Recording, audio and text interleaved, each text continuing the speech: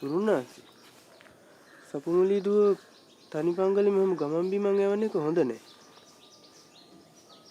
මොකද එහෙම කියන්න හේතුව? ජයකොඩි ගුරුනාන්සේ අද පාන්දර වෙනකම්ම අර බලියට මතුරලා තියෙනවා. තුන් වරුවක්. ඔව්. දන්නවනේ. ජයකොඩි ගුරුනාන්සේ හොඳට කෙසේ වෙතත් නරකට දෙයක් කළොත් තක්කෙටම හරි කියලා.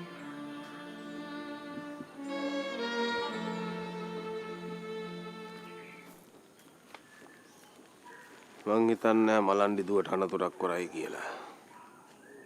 හොඳ අනතුරක් කරනවා නම් කරන්නේ මට දැනෙන්න. මනෙත් එක උන්ද නොදන්නව නෙමෙයි මටයි දුවටයි අනතුරක් කරන්න බෑ කියලා. ජයකොඩි ගුරුනාන්සේ වැඩ කරන්නේ උන්දගේ හිතුමතේටම නෙමෙයි ගුරුනාන්සේ.